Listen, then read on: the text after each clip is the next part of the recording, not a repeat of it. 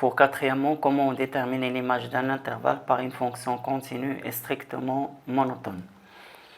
Alors là, je donne un exemple. Premier cas, je suppose que la fonction f est continue et strictement croissante. On a ici l'intervalle i et là l'image de l'intervalle i. Premier cas, si on a l'intervalle i de la forme intervalle fermé AB. Là, je vais respecter le même ordre parce que la fonction est strictement croissante. Alors, puisque A appartient à l'intervalle, je le remplace par son image. Là, j'aurai f de A. B, elle appartient à cet intervalle, donc je vais le remplacer par son image, f de B. Pour le deuxième cas, on a l'intervalle A plus l'infini fermé du côté de A. Puisque A appartient, donc c'est f de A, plus l'infini n'appartient pas à l'image, je le remplace par la limite. La limite de f de x tend vers plus l'infini. Et là, ouvert. Pour l'intervalle moins l'infini A, elle est ouverte du côté de moins l'infini, donc ici la limite de f de x tend vers moins l'infini, et là ouvert du côté de A, donc limite de f de x lorsque x tend vers A. Et là, il faut préciser est-ce que c'est A plus ou bien A moins. Et puisqu'on travaille à gauche de A ici, donc on aura x tend vers A moins. Pour le deuxième cas, on a supposé que f est continue et strictement décroissante sur l'intervalle i. Pour le premier intervalle, là on va renverser l'ordre parce que f est strictement décroissante. Donc ici je commence par b. Puisque b appartient à l'intervalle, je le remplace par l'image f de b. A appartient à l'intervalle, je le remplace par l'image f de A. Ici, plus l'infini n'appartient pas, donc je le remplace par la limite, et l'intervalle va être ouvert. X tend vers plus l'infini. A appartient à l'intervalle, je le remplace par l'image f de A. Ici, on a l'intervalle est ouvert du côté de moins l'infini et A. Je commence par A.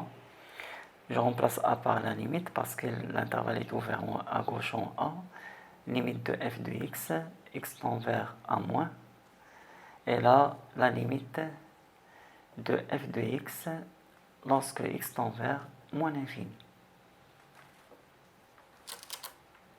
L'équation de la tangente à la courbe CF au point d'abscisse A, c'est l'équation y est égale à f' de A, facteur de x moins A, plus f de A. Pour les points d'inflexion, il y a deux méthodes qu'on peut utiliser.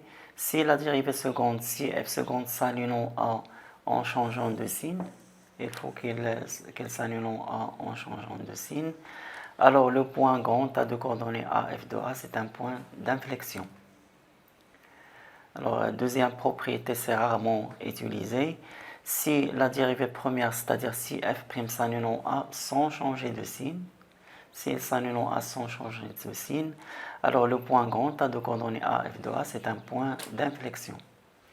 Pour la concavité, si la dérivée seconde est positive, alors la fonction f est convexe. Et si la dérivée seconde est négative, alors la fonction f est concave. Cinquièmement, on a le théorème des valeurs intermédiaires et la fonction réciproque.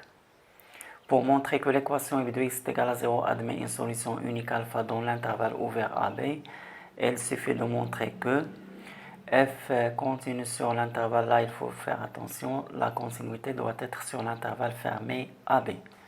Même chose pour la stricte monotonie. On doit vérifier que f est strictement monotone sur l'intervalle fermé AB.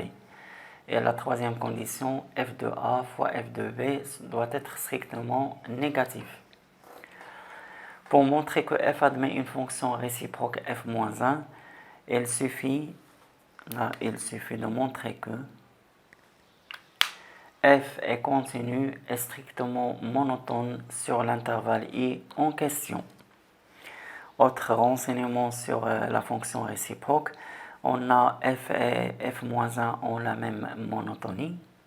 Par exemple, si f est strictement décroissante sur i, alors f-1 va être strictement décroissante sur l'intervalle j qui est égal à f de i. Et même chose si f est strictement croissante sur i, f moins 1 va être strictement croissante sur l'intervalle j qui est égal à l'image de i. Si a appartenant à l'intervalle i et b appartenant à l'intervalle j qui est égal à f de i, si on a f de a est égal à b, ça c'est équivalent à l'antécédent de b est égal à a, c'est-à-dire f moins 1 de b est égal à a. Et on a ici cette formule de dérivabilité de la fonction réciproque en un point a. F moins 1' de a, c'est 1 sur f' de f moins 1 de a. Alors, sixièmement, on parle de la parité, de l'axe de symétrie, du centre de symétrie et de la périodicité. On dit que f est une fonction paire si seulement si, quel que soit x appartenant au domaine de définition, moins x appartient à df et f de moins x est égal à f de x. F est une fonction impaire équivalent à quel que soit x appartenant à df, moins x appartenant à df, et f de moins x est égal à moins f de x. On dit que la droite delta d'équation x égale à a est un axe de symétrie de la courbe CF si et seulement si, quel que soit x appartenant à df, 2a moins x appartenant à df et f de 2a moins x est égal à f de x. Et on dit que le point oméga de coordonnées AB est un centre de symétrie de CF si et seulement si, quel que soit x appartenant au domaine de définition, 2a moins x appartenant à df, et f de 2a moins x plus f de x est égal à 2b. On dit que f est périodique de période t si et seulement si, quel que soit x appartenant à df, x plus t appartenant à df, et x moins t appartenant à df, et f de x plus t est égal à f de x. Septièmement, continuité et dérivabilité en un point et sur un intervalle. Alors pour montrer que f est continu en a, il suffit de montrer que la limite de f de x lorsque x tend vers a est égale à f de a, l'image de a. Pour montrer que f est continu à droite en a, il suffit de montrer que la limite de f de x lorsque x tend vers a plus est égale à l'image de a. Même chose pour la continuité à gauche en a. On doit montrer que la limite de f de x quand x tend vers a moins est égale à f de a. Et on a cette propriété, f est continu en a si seulement si la limite de f de x quand x tend vers a plus est égale à la limite de f de x quand x tend vers a moins est égale à l'image de a. Pour la dérivabilité, pour montrer que f est dérivable en a, il suffit de montrer que la limite de f de x moins f de a sur x moins a lorsque x tend vers a est égale à un nombre réel L. Et le L se note f' de a. f' de a. Et pour montrer que f est dérivable à droite en a, il suffit de montrer que la limite de f de x moins f de a sur x moins a lorsque x tend vers a plus est égale à un nombre réel L1. L1 se note f' d de a. Et même chose pour montrer que f est dérivable à gauche en a, il suffit de montrer que la limite de ça lorsque x tend vers a moins est égale à un réel L2 appartenant à R, et le L2 se note f' gauche de A, f'g de A. Pour la continuité et la dérivabilité sur un intervalle, il faut savoir que la fonction x donne ln de x est continue et dérivable sur un intervalle ouvert 0 plus l'infini. Si g est une fonction continue sur un intervalle i, et c'est quel que soit x appartenant à i, g de x est strictement positif, alors la fonction x donne ln de g de x est continue sur un intervalle i. Cette propriété reste valable lorsque je remplace le mot continu par dérivable. On a la fonction x donne exponentielle x est continue et dérivable sur R. Si g est une fonction dérivable sur un intervalle i, alors la fonction x donne exponentielle g de x, elle reste dérivable sur l'intervalle i. Cette propriété reste valable lorsque je remplace le mot dérivable par continu.